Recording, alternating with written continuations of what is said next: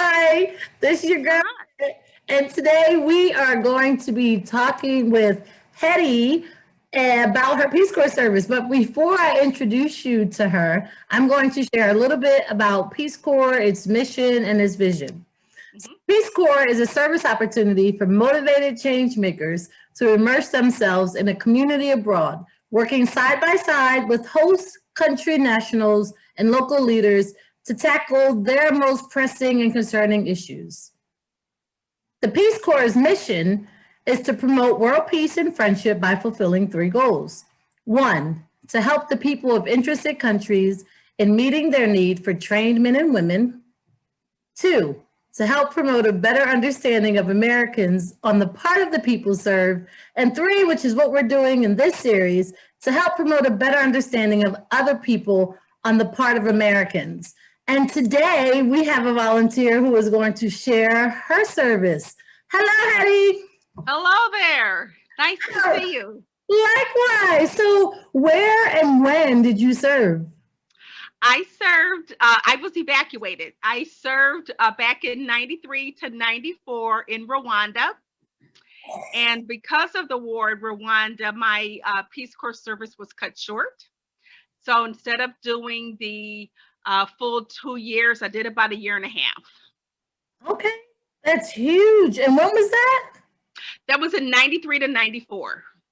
Wow. And how was that at that time?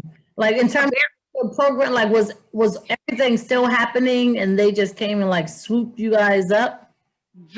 yeah, they did. I did my Peace Corps training in Burundi, which was fantastic. I loved it. I loved the people. I loved seeing my reflection in everyone around me. I mean, it was very affirming. And then my Peace Corps service itself was in Rwanda. And because of the war, there were two things significant that had happened. Um, I was among a group of other Black American volunteers, which was very rare to see a group together. Right. And because the war in Rwanda was an ethnic war, we had actually been given special identification cards so that the host country nationals would know that we were not Rwandan, that we were American. And when the war started kind of filtering into the villages, Peace Corps had given Black volunteers an opportunity to leave first because many of us were subject to acts of violence. I personally was always considered to be Zairian instead of Black American. That gave me a little cushion, it gave me a little protection. But I did have a fellow volunteer who looked Tootsie, very tall and thin, and that was the group that got the most ethnic hate. And she actually was violently attacked a couple of times and actually wound up Wow. leaving the country.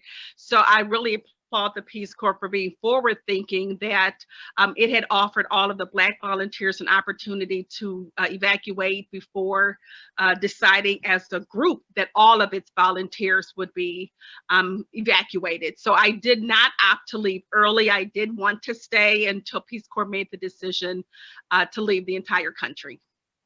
Wow.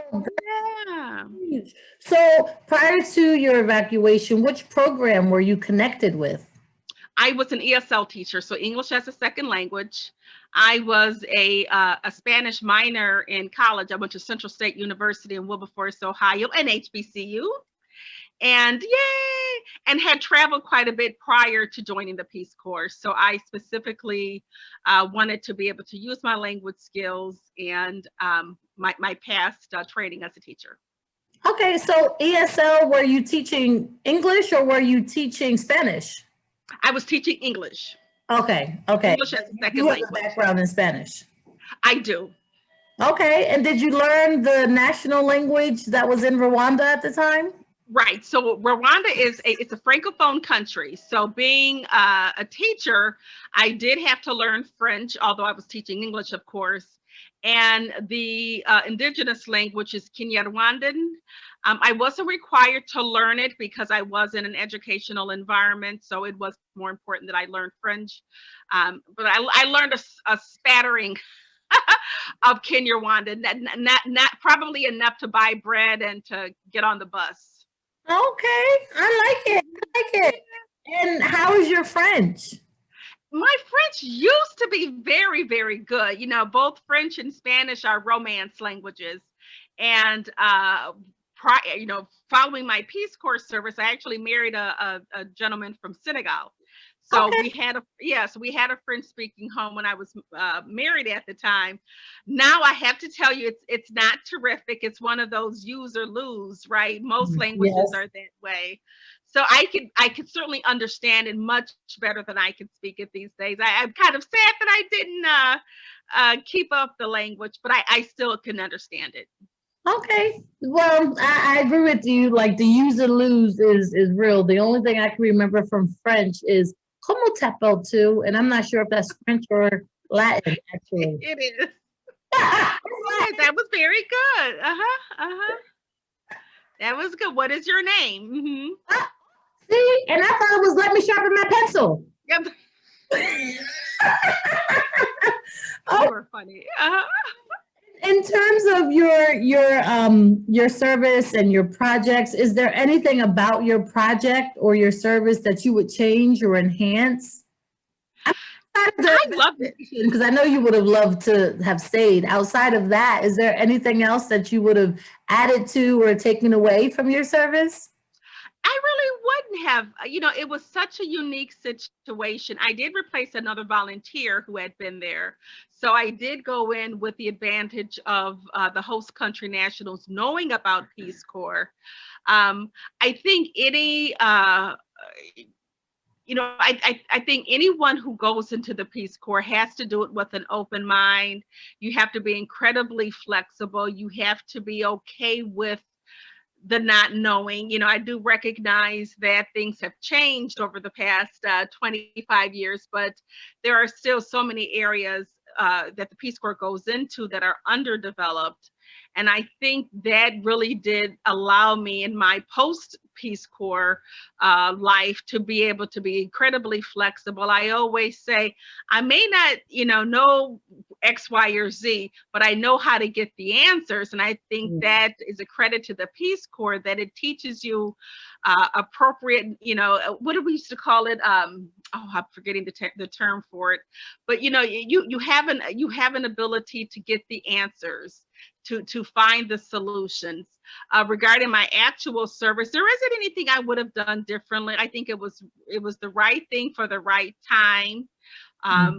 The people that I taught with were wonderful. I don't think that there is anything more Peace Corps could have done. I think they did everything that they did to keep us safe. I never felt that my interests were not at the forefront of the organization. I always felt safe.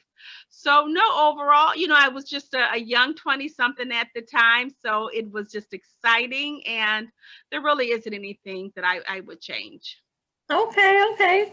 And what was the favorite, like if you could like relive a piece of your service, what was the favorite part that you would repeat in your service? Well, my training was wonderful. I had the advantage. We trained in Burundi, and we trained at in Burundi, and we trained at a hotel.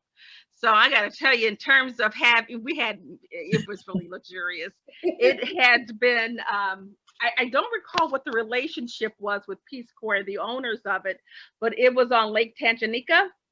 Oh, And to be able to, at the conclusion of your training day, go to the beach, and I would literally see hippopotamus, walk on. I mean, it was fabulous. So in terms of my favorite, it was my training, because it was so luxurious, which I do understand is not common for the Peace Corps, but we lucked out in that regard.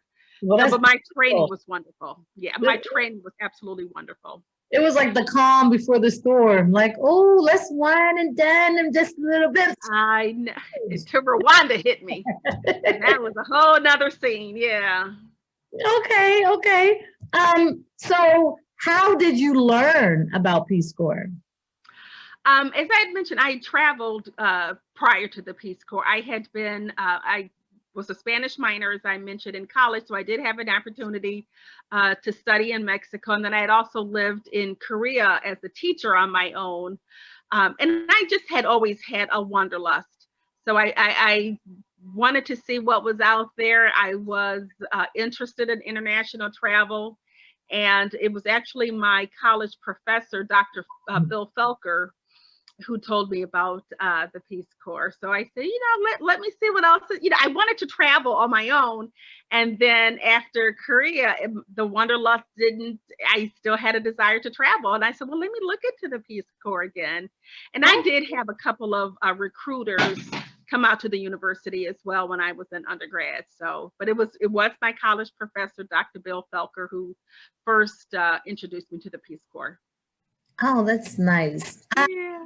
I love that HBCUs are starting to promote the opportunity to travel via Peace Corps or via other international programs that are available, because I think that exposure and that experience is phenomenal. And I now, like in retrospect, I wish I would have taken advantage of the fellowships and the federal jobs that were available after serving, but leaving Namibia as a Peace Corps volunteer, I turned around and went abroad again to Japan. But I would encourage people who do serve or who are winding up their service to definitely look into the fellowship opportunities and the scholarships and the federal jobs. I did do the federal jobs. I did that. You're right. That is because you get the non-compete for a few years. And I did that. So when my Peace Corps service ended, I actually was a Peace Corps recruiter for 2.5 years in Chicago. So I did take advantage of that. Yeah. Yeah, it was great. Yeah. I love that. I love that. And I won't get into it because this is your time to share, and I don't want to take up your time in sharing. So if you met people who were considering serving for Peace Corps, I know you said earlier that you should go with an open mind and they should be adaptable. Is there anything else that they should know in terms of preparing to serve for Peace Corps or signing up to serve that they should maybe do or prepare for in advance? I would say probably language skills. That certainly helps. I think if a person is interested in international, I would recommend that probably they do a total immersion if they're able to. There are ways to learn the language other than living in a country. That was one of the things as a recruiter I encouraged people. I said, well, find a foreign language study group or teach ESL locally. You'll find a person who perhaps is willing to teach you their language on the side. So I would say try to shore up your language skills. In terms of people who are thinking about it, I would encourage it. Peace Corps doesn't have an upper age limit. As far as I know, that's still the case. So even if you are looking at your encore career, right? So something to do after you've retired, I've thought about it over the years. I would encourage people to do it at any point.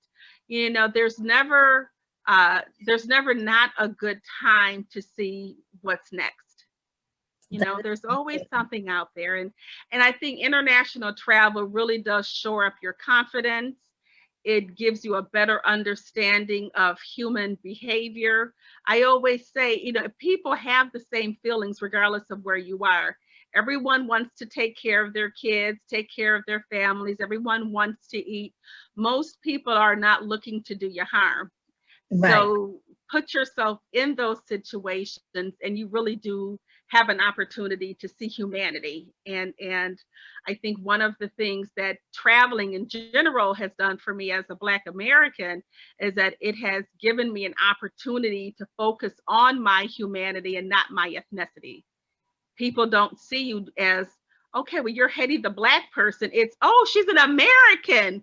And you get all of the rights and privileges thereunto. And it just, your race becomes secondary, and that's important because I think in the States, you are always keenly aware of your race, but overseas it's a different prism. right? It's just, but I would say it's wonderful to not have to focus on your race all the time. And you can just focus on, if you're quirky, you're quirky. You're not the quirky Black person. You're just a quirky person, you know, which is beautiful.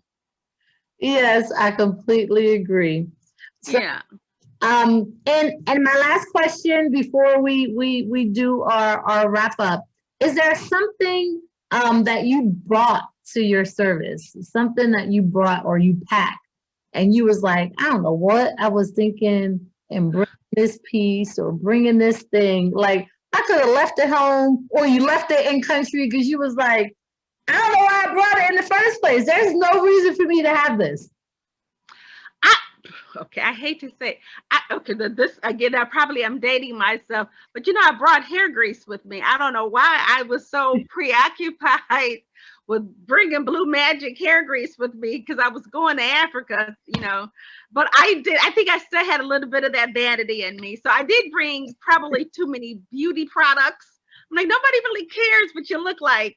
So that I did. I brought some of that. I brought beauty products. Not, I don't know what I thought I was. I don't know why I thought I couldn't buy them in country because I was able to. But that silliness. So that's what I did. I brought some hair products. Okay. Well, Peace Corps volunteers, all of our experiences are very different. If you are interested in serving or considering serving as a Peace Corps volunteer, please look for a recruiter. Go to the website, peacecorps.gov, check out the page. They have a frequently requested, they have suggestions and ideas in terms of what you may need in preparation, some skills, some volunteerism that you may want to do while you're there. Peace Corps volunteers work at the grassroots levels to change or create change that lasts a lifetime for some of these communities where you may serve. So if you are interested, please check out the website. And if you see a volunteer like myself or Heady, we'd be more than happy to share our experiences with you as well. Thank you so much for joining me today. Thank you.